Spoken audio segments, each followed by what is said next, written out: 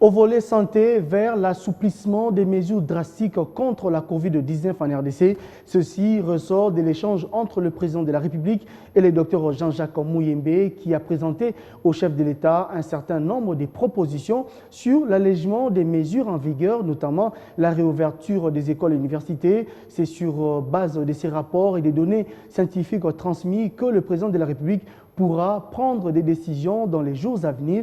Pendant ce temps, la population congolaise est appelée au respect strict des mesures et gestes barrières contre la deuxième vague de la COVID-19 au pays. Bon, je suis venu donc présenter au président de la République la bonne nouvelle, c'est que l'évolution des cas est plutôt favorable. Nous avons amorcé, n'est-ce pas, la descente de la courbe épidémique des cas de Covid en RDC. Et comme vous le savez également, c'est que ce n'est pas toutes les provinces qui sont affectées par cette maladie. Il y a des provinces qui sont encore indemnes et d'autres qui ne présentent que quelques cas.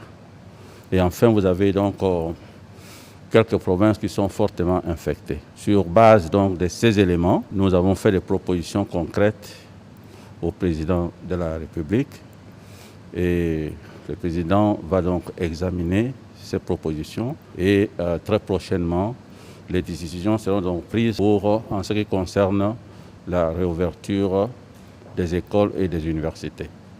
Et j'ai profité également de cette audience pour faire un rapport de mon voyage en Corée, principalement en ce qui concerne les possibilités de fabrication de masques ici en RDC avec l'appui, n'est-ce pas, de la Corée. Alors, ce que j'ai vu en Corée, c'est la discipline et le port de masques est quasi obligatoire partout, dans les restaurants, dans les bars, dans les bus, dans les taxis, on porte les masques et on les porte correctement. Et donc ça, c'est la première mesure barrière qui nous protège et qui protège, n'est-ce pas, les autres.